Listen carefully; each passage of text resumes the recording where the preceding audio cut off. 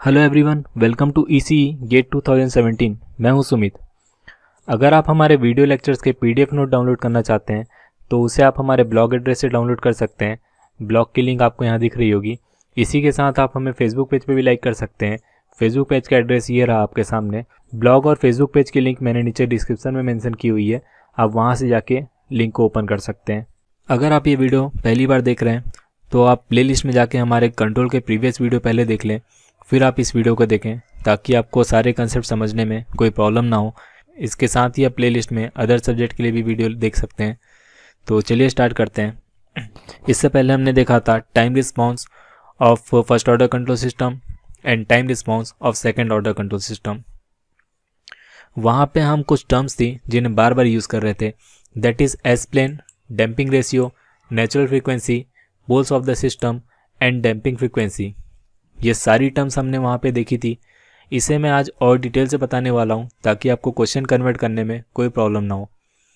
आज का lecture question oriented होगा। मैं टू द पॉइंट पढ़ाऊँगा आपको उसी तरह से जैसे कि गेट में क्वेश्चन पूछे जाते हैं। तो आप इस वीडियो को शुरू से लेकर आखिरी तक देखिए ताकि आपको समझने में कोई प्रॉब्लम ना हो।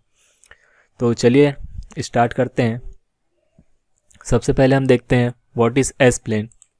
यहाँ पे आपको कंट्रोल सिस्टम में सिर्फ इतना समझना है, S plane can be represented by two axis, that is Y axis and X axis.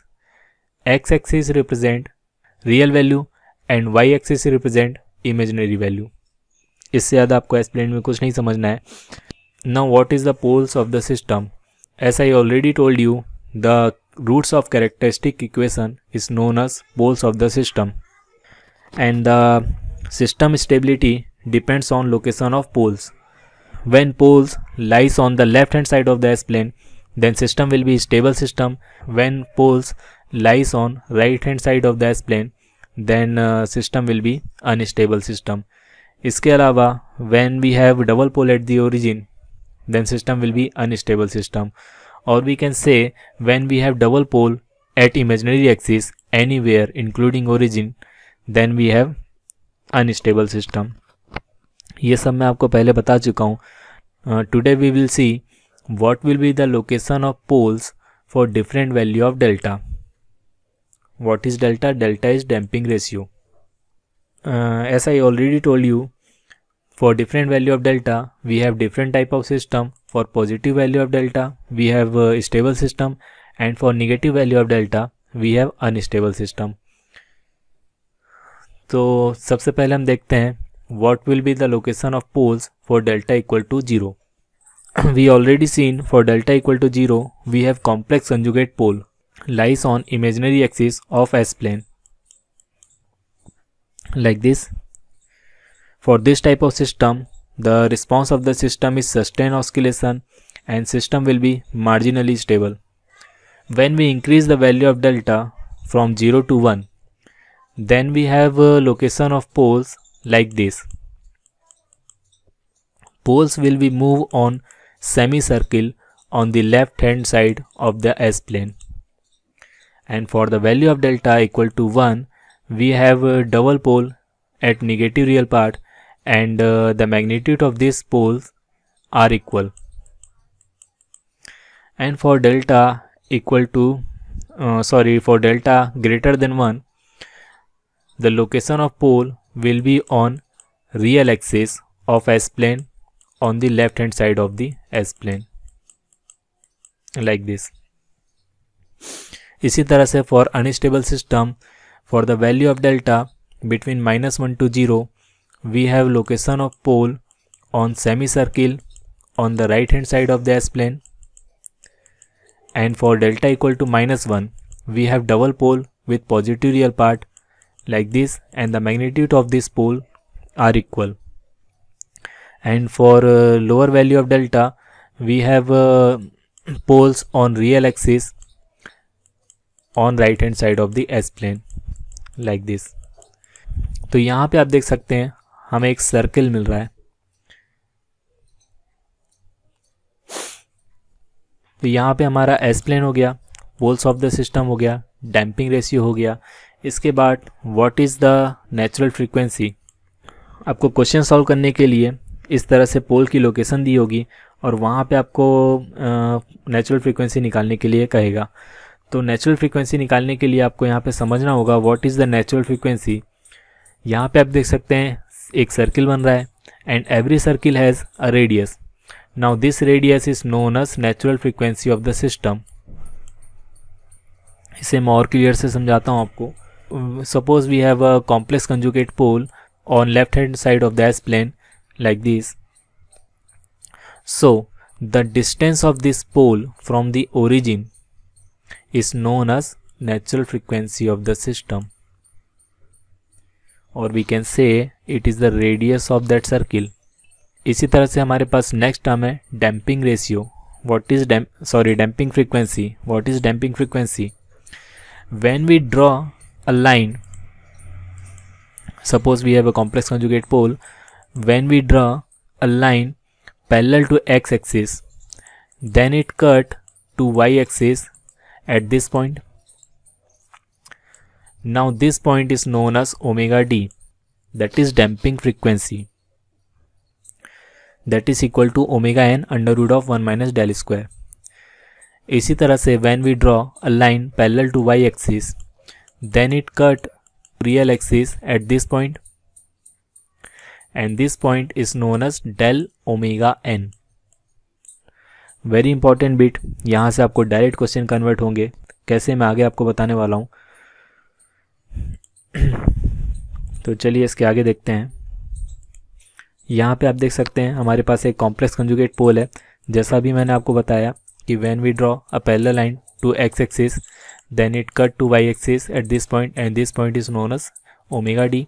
इसी तरह से हमारे पास यहाँ पे मिल रहा है डेल ओमेगा एन। आप यहाँ पे देखें तो ये जो डिस्टेंस है इसे हमने कहा ओमेगा एन, और यहाँ पे आप देख सकते हैं एक एंगल बन रहा है that is theta. What is the value of theta? यहाँ से अगर हम निकालें तो cos theta will be del omega N divide by omega N, because cos theta equal to base upon hypotenuse. So यहाँ से हमारे पास cos थीटा की वैल्यू निकलेगी del for the value of delta between 0 to 1। ये expression जो है हमारे पास ये एक अंडर डैम सिस्टम के लिए है। अब यहाँ से क्वेश्चन किस तरह से पूछे जाते हैं हम ये देख लेते हैं। Suppose we have 4 underdamped system with same damping ratio, then what will be the location of poles on S plane. यहाँ पे आप देख सकते हैं हमारे पास डैम्पिंग रेशियो सेम है, that is damping ratio is constant. For constant value of del, यहाँ से आप देख सकते हैं the angle will be same. So the location of pole will be like this. We have 4 pole on same angle line. That means the value of theta is same for all systems. Roots are lie on constant angle line. Here we have a note for same damping ratio and for different omega n, roots of underdamped system will lie on constant angle line.